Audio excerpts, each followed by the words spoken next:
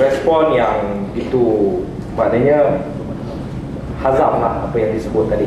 Okey saudara, saya nak bagi saudara duduk balik pada asas yang pemikiran yang kita lihat ya. Pertama seperti yang saya kata tadi Marx sendiri pernah sebut perubahan itu akan terjadi apabila dia organik daripada masyarakat. Dia angkat organik daripada masyarakat. Dan kita sudah mula ada sifat itu. Maknanya saya tidak mengatakan bahawa apabila saya sebut politik Santa Claus tadi, semua orang tak nak, orang ambil. Tapi persoalan apabila diterjemahkan dalam kertas undi daripada pilihan raya ke-12 sehingga pilihan raya pematang power, bererti rakyat menolak.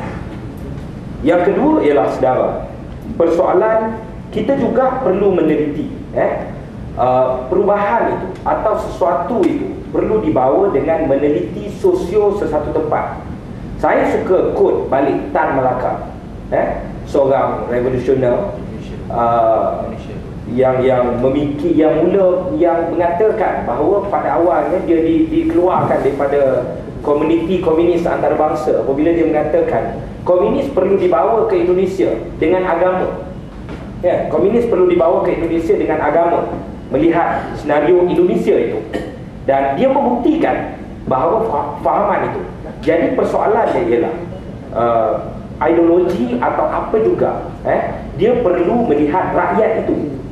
Dia tak boleh force rakyat untuk mengikut, tetapi perlu. Jadi kerana itu saya suka menggelarkan diri saya.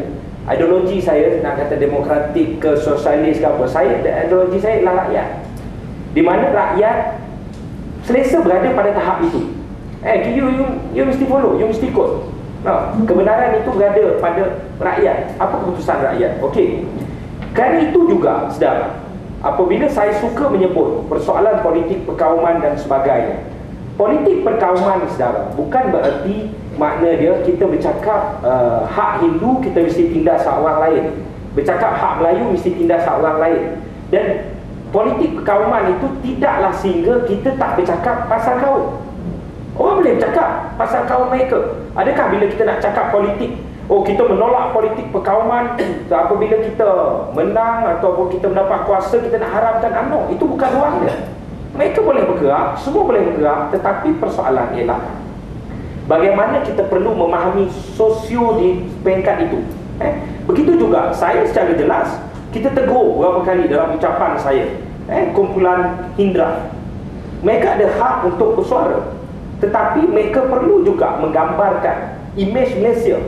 Kenapa perlu bila bercakap soal ISA, mereka perlu bercakap ISA 5 ni, 5 ISA 5.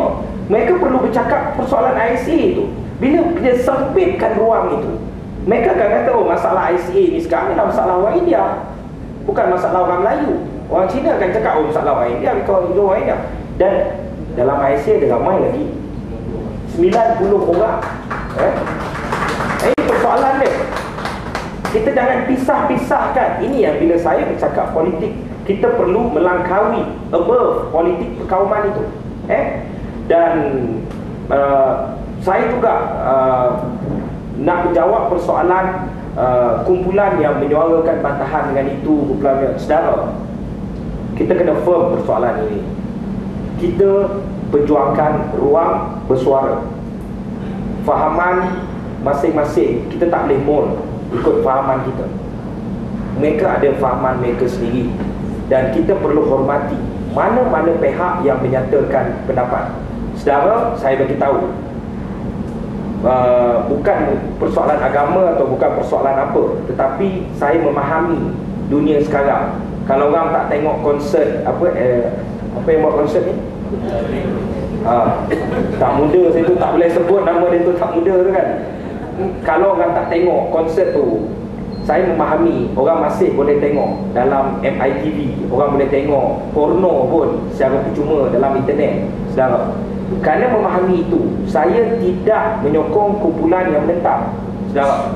Sebab atas dasar ada benda yang lebih besar yang perlu ditangani. Kalau orang tak pergi tengok konsert tu pun masih ada ruang, saudara. Dan tetapi persoalan, mereka tidak salah. Mereka juga ada hak mereka untuk menyatakan bantahan.